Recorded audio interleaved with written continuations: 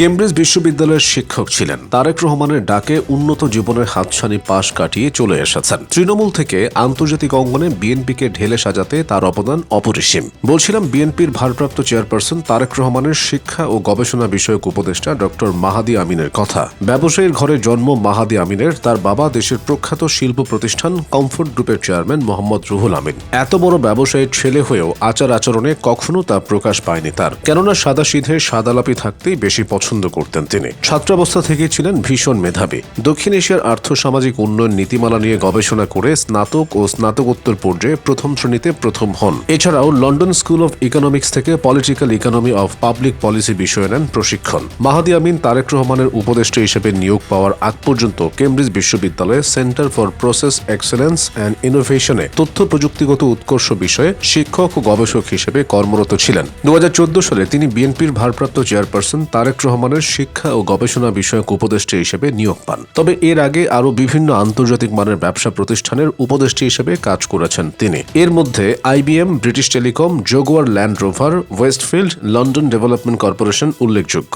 মাহাদি আমিনের নিয়োগের মাধ্যমে প্রথম নিজের জন্য কোনো উপদেষ্টা নিয়োগ দেন তারেক রহমান। দুজনকে প্রথম একসাথে দেখা গিয়েছিল একটি বইয়ের মোড়ক উন্মোচন অনুষ্ঠানে। যুক্তরাজ্যের কেমব্রিজে তারেক রহমানের রাজনৈতিক ভাবনা নামে একটি বই প্রকাশ করা হয়। সে 2013 সালের ঘটনা। ওই বইটি সম্পাদনার ভার ছিল মাহাদি আমিনের ওপর।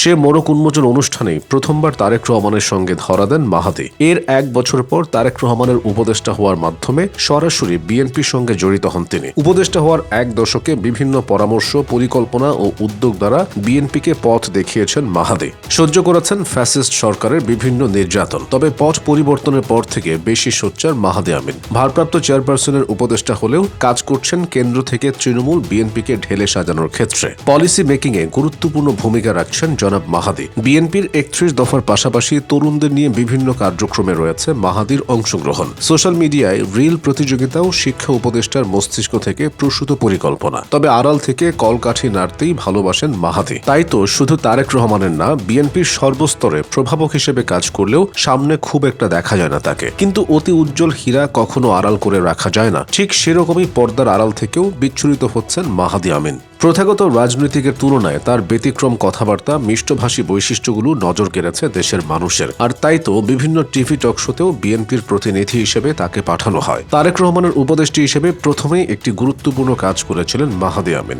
সেটি হচ্ছে বিএনপির আন্তর্জাতিক উইংকে ঢেলে সাজানো। বিশ্বের সামনে বাংলাদেশের গণতন্ত্রের নাজুক অবস্থা, স্বৈরাচারের আস্ফালন, মানবাধিকারের লঙ্ঘন প্রভৃতি বিষয় তুলে ধরার চেষ্টা করছেন, যা বাংলাদেশের রাজনীতি নিয়ে বিশ্বকে নতুন করে ভাবতে প্রভাবিত করেছে। বিদেশে উজ্জ্বল ভবিষ্যতের হাতছানি পেরিয়ে তারেক রহমানের ডাকে চলে আসা এই মানুষটি শুধু তার উপদেষ্টাই নন, সবচেয়ে কাছের বিশ্বস্ত বন্ধুদেরও একজন যেন। আর তাই তো কোনো সিদ্ধান্ত নিতে গেলে যাদের সাথে কথা বলেন তারেক রহমান, তাদের মধ্যে অন্যতম এই মাহাদি আমিন। তার সম্মানে তাকে নিয়ে আন্তর্জাতিক সংবাদ সংস্থা বিবিসি একটি ডকুমেন্টারি করেছিল। অতএব বলাই যায় তারেক রহমানের শিক্ষা ও গবেষণা বিষয়ক উপদেষ্টা হিসেবে মাহাদি আমিনের নিয়োগ ছিল বিএনপির সময়োপযোগী সিদ্ধান্তগুলোর মধ্যে অন্যতম।